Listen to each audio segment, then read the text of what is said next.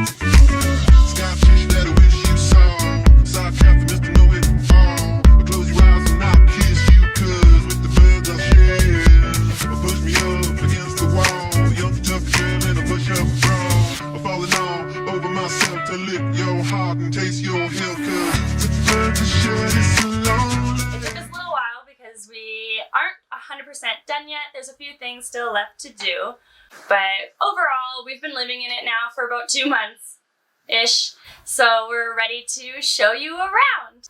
First, let us explain how we got into the whole tiny house thing. A couple winters ago, I spent a lot of time on YouTube watching the tiny house videos. I watched like all of Bryce's videos from living big in a tiny house. You get to this point where you're like, well, should I live like this? Or do I just think that it's like a super cool fantasy? I asked her if she was into actually living like that because I was getting pretty tired of watching the shows. And she asked me if I could build one, and I said yeah. We didn't really put a lot of thought into it originally. Maybe we were a little naive. I think if anything that definitely helped us complete this project because we were not intimidated by it at all. I didn't even know or think at the time that you could buy plans and then build from those plans. We drew it exactly how we wanted it to be so that it would work best for us, and then you built it. Yeah. YouTube University. I mean, lots of it was not exactly like designed. It was just a general idea, and we just kind of tried to make the general idea work the whole way through, and I think we did a pretty good job. We wanted to live tiny because we wanted to be able to live a lifestyle where we weren't tied down by a house or a mortgage. We wanted freedom to live the life that we always dreamed of. So tiny was the answer for us. Let's show you around.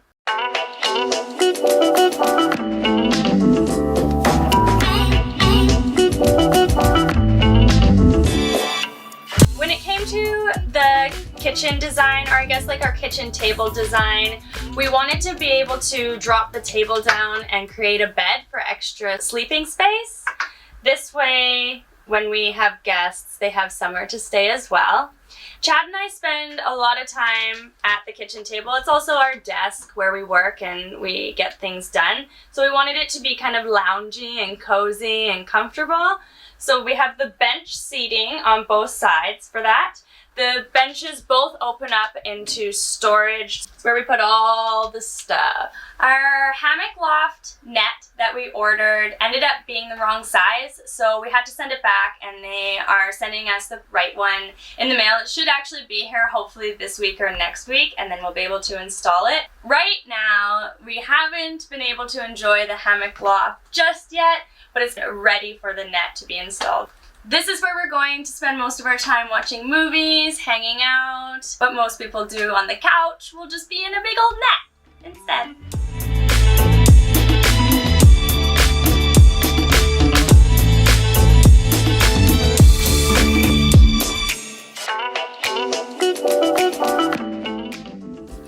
show you my library.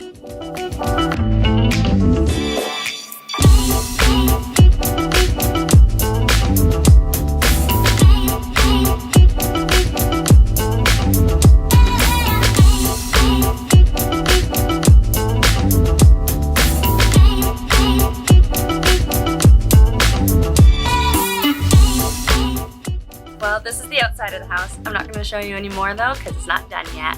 Eventually, we do want the tiny house to be completely off-grid. We decided to go with propane appliances wherever we could. When we eventually have solar panels, we won't need to create as much energy. What I call our furnace is propane, our stove is propane, and our tankless water heater is propane. Obviously, when you put heat in the house or a heater of some sort, you do want it lower to the ground because heat does rise. The way that we designed the house, by the time we figured this out, this was the only place to put our heater, so it's here instead, and it will be just fine. This is a tiny space. I don't think we'll have a problem heating it. The sink was the very first thing we bought for the tiny house.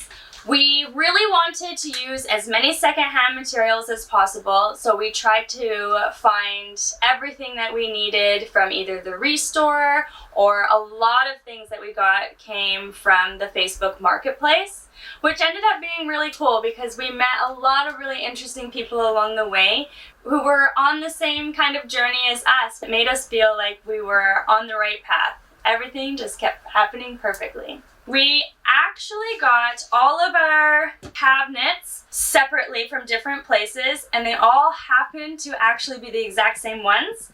I prepped them to stain and paint them the way that they look right now. They were like that 90s, like beige and really light brown color before. The countertop was one of the last things that we did.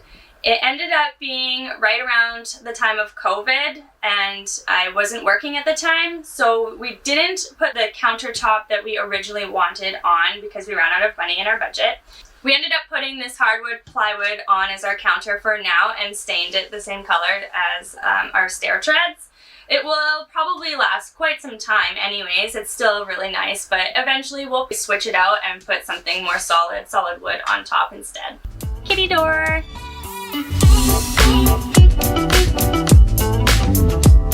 Our stairs are actually one of my favorite parts of the house. They serve so many different purposes and functions. Mostly, obviously, the storage.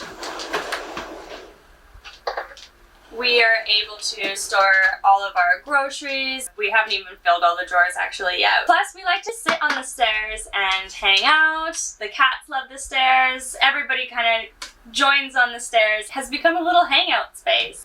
One of the things that we're not done yet with the tiny house is all of our drawer fronts. And the bottom drawers still need to be built and finished as well on the stairs and the kitchen cabinets. It's on our to-do list. I knew we needed a closet that would hold our snowboards and the broom and the mop, so we designed the stairs to have the first closet be our tall one to put all that kind of stuff in. It's kind of become also our junk closet. Obviously, just put everything in there. We have our secondhand fridge that we got. We love it. It's perfect. I did some research and found out energy efficient wise, it's always better to have the original type of fridge where the freezer's on top. It wastes less energy than the newer ones where you pull out the freezer on the bottom. We decided to have a barn door for the bathroom. Chad just built this the other day. He custom made the whole entire contraption on the top. It was actually really simple. I think we ended up making it for like $30 or something. The door still has to be painted. It's on my to-do list as well. We put a front door in our house so that we had a second exit. We also mostly did it because of the kitty door. We didn't want to put the kitty door in the wall of the house. We also kind of use this, I guess, as our tiny house foyer, boot room, jacket shoe area. It's where we put all the jacket and shoe crap. Come check out our bathroom.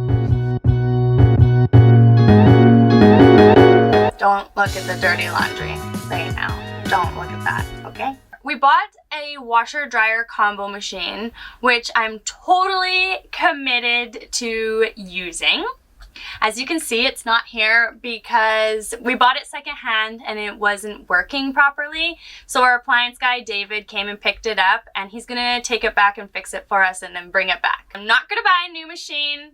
I'm still gonna try to use this secondhand machine. I'm sure he'll be able to fix it. When it comes to a washer dryer combo machine, you don't buy it in the intention to do laundry like you normally would. The dryer does take twice as long as a typical dryer. So ideally, like, we plan on hanging all of our laundry to dry in the summer especially. And then in the winter time, I'll hang a clothesline in here and we'll mostly dry our clothes that way as well. This is our composting toilet. And then we built the box behind. That's where we keep our peat moss sawdust mixture, which is what we cover our poop with after we go to the bathroom. So it looks like a normal toilet setup, but it's not. The urine is separate from the poop. The urine goes down through its own system into our gray water system. Eventually, hopefully one day, we'll have our gray water system hooked up to a line to be able to water our garden. We don't have black water because we have a composting toilet. I have a video all about that. If you're interested to know more, just click the link in the description below. My favorite part about our bathroom is that I got a full-size tub in here. We each have our own closet. Chad's is on this side and mine is on this side. It's a disaster because I haven't figured out how to organize a tiny closet yet, but I'll make a whole video on what I'm gonna do about that, so stay tuned.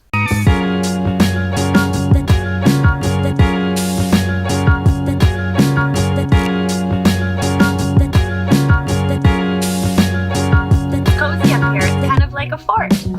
I like it. This is our loft. Our loft is about 10 feet long, so it's quite spacious. We put a skylight in here to keep it nice and bright. It also helps with ventilation in the heat. We didn't put AC in this house, but it hasn't been too bad yet, actually. With the windows open, we get a great cross breeze, and it keeps it pretty cool. We had a budget of $35,000. We decided to buy a brand new trailer to build the house on. So that took up about $12,000. We used a lot of secondhand materials, which was nice. And now we're mortgage-free homeowners, which is mind-blowing. We're actually parked right now in Peachland on a farm where we built the tiny house. We don't plan on staying here forever, so I'll probably put up an ad in the next few months and try to find somewhere more permanent to park our tiny house. We really want a homestead, so we need a good garden space and some green space, a more sustainable lifestyle. I think it's time to call your landlord. Just tell him that you're moving out. Yeah, you're tired of his stupid rules anyway. I think it's time to pack some boxes. We'll load them up into my car. We'll leave your mattress by the road and drive away to my place, your place, your place. a little higher